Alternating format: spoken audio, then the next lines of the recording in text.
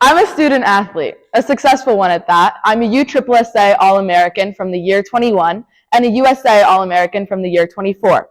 When I traveled to Oklahoma City for the USA All-American Games, I was one of 360 athletes selected across the entire United States. So from California to Texas to New Jersey to Michigan, I was one of 360 who attended in Oklahoma City.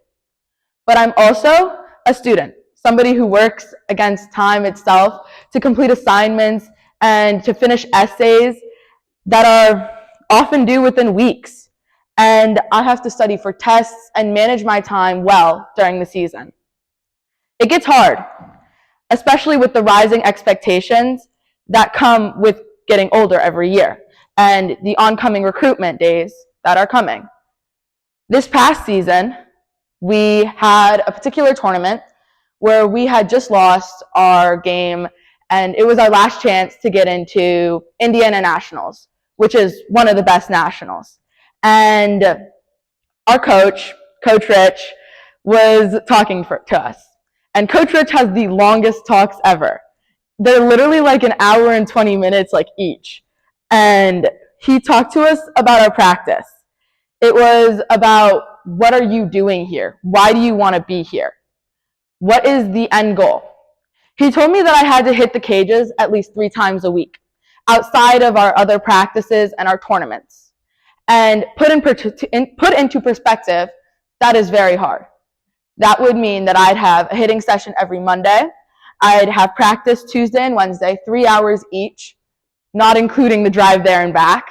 I'd have a hitting session again on Thursday, and then I'd have my hitting lesson on Friday. And then I'd have tournaments for 10 to 15 hours every Saturday and Sunday. It's hard.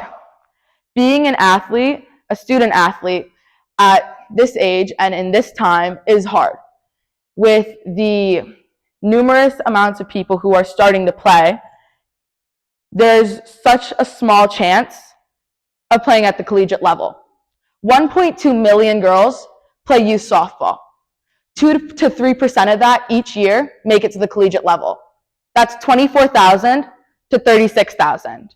That number is incredibly small comparatively to the amount of girls who play in each age group. That means that the chance of me, or any of my teammates for that matter, playing in college is incredibly small. And so that begs the question, why are we doing this? Why do we do this? And that comes with the friendships. Softball is an incredibly team-based sport. There are 9 positions on the field.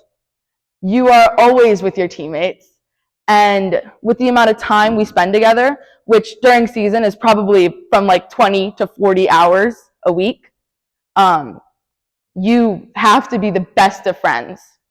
And I am the best of friends with my teammates. We know everything about each other. Like 2 weeks ago, my one friend, she told me, she came into practice and she had her headphones on and she looked so sad.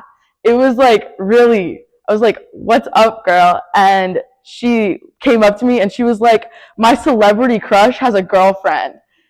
And it was really funny. And that's why she didn't want to run during practice. And it made me really happy because, you know, we spend so much time together, but at the end of the day, it's softball. It's a sport. We're there to play softball. And it felt great to know that we were close enough that she felt she could tell me that. And it also applies to past friends, past teammates. I saw a teammate probably 3 weeks ago where I was probably for like the first time in like 5 months, I was 30 minutes early to my hitting lesson. It was like, I'm going to go say hi to my puppy. I'm going to go say hi to my man behind the counter. I'm going to actually stretch before my hitting lesson. None of that happened. I got in there and I saw my friend, Naomi, who runs track. And she's been running track and she's like one of the fastest people in like all of New Jersey. And so I did not expect to see her there, like at all.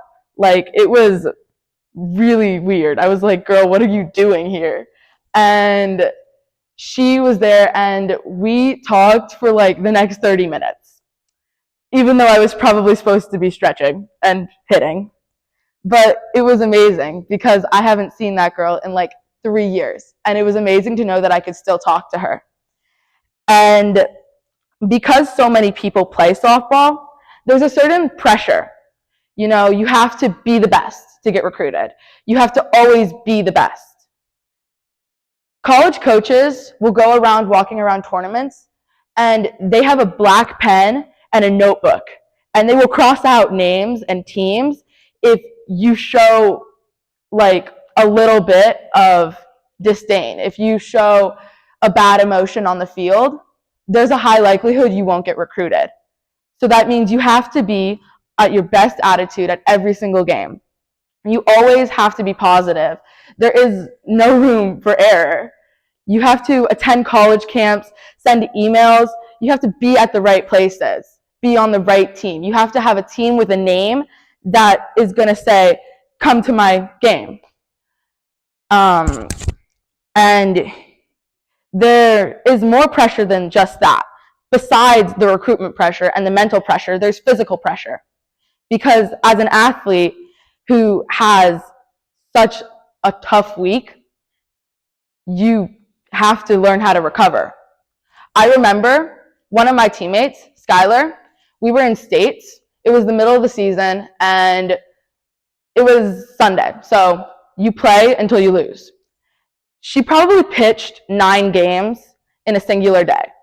So imagine throwing like a 3-ounce softball over and over again and throwing about 120 pitches per game.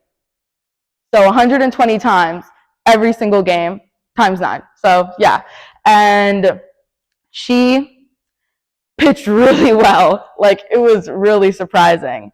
But we also had 2 other pitchers on that team.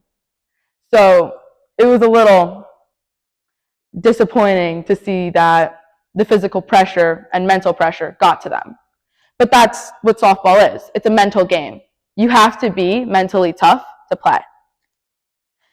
And that comes from seeing everything happen around you. With being on a team and only having 9 spots, you have 12 to 20 people on that team, generally. And so that means you're always fighting for a spot. You have to fight to be one of the 9 who are on the field who are going to get recruited because you're playing. You are forced into a position where you are best friends with your teammates, but you're also competing with them every single day. You are expected to hit the gym daily and eat well and attend every practice. My coach will bench you if you don't have good grades. You have to send him every report card. And that is the competition within a team. I remember when I joined my current 10U team, I was an aspiring third baseman, meaning I had never played third base in my entire life. I was a single position player, a first baseman, and there was a backlog. There were already 5 other first basemen, and there was no third baseman, which meant, guess who got to play third base? Me. And I had to learn how to play it in 2 months. And when the real season started, I had 2 weeks before another girl joined the team. You want to know what she was? She was a third baseman. She had probably one of the fastest arms I've ever seen. Like, I was scared to throw with her. It was really, like, amazing. She was amazing. And that made me have to work harder. I had to push myself every single day so that I could surpass her, so that I could play on that field, so that I could be the one who beat her out. And that forces a mentality, because you have to be the best in everything you do. And overall, that makes student athletes one of the hardest working people for something that they'll probably never achieve: college recruitment. Thank you.